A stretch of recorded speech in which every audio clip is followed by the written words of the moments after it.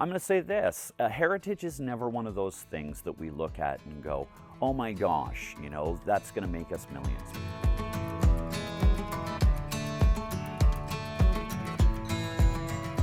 After the challenges that have gone over the last 5 years with the Tofino Road being closed and tourism slowing a little bit, and then of course COVID and all the restrictions that came there, some of the questions that had to be answered around the ALR and the usage of the mill, all those things had finally been sorted. We were ready to have a very exciting season where we would be able to start our baseline, to take a look at what the business of McLean Mill could be without all those challenges in place. And in many ways, maybe that hasn't quite come to fruition. We wouldn't call this, and I don't think anybody else would, a normal tourism season.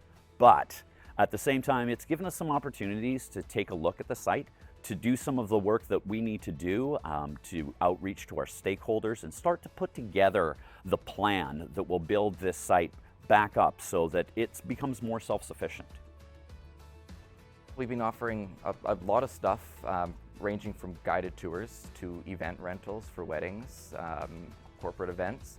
We also have a campsite on site, which I think is completely fascinating, being able to camp on a National Historic Site, waking up to an almost 100-year-old logging site. I mean, this place is so peaceful in the morning.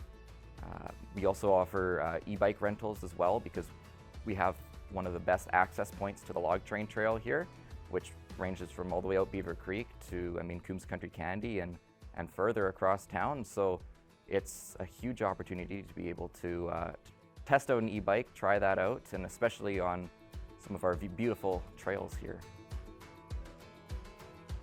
We've had a very busy wedding season. One of the best parts about the new business plan is that we're inviting people to come here and spend one of the most special days of their lives with us here at McLean's Mill. And people are absolutely thrilled. It's 100% worth it for the taxpayers. It's a National Historic Site, something that you don't see everywhere. We have very, very few on the island, let alone in BC. So to have one directly in Port Alberni, with the heritage that's out here, I mean, it's almost 100-year-old logging operation. So to be able to put that in the eyes of all these visitors, it's something to market, it's something to show that we have something really special here in Port Alberni. The fact that this place stands testament to what we've gone through, what we've built here in Port Alberni, I think that that's so important. And if the thing is that heritage is always hard to preserve, but once it's gone forever.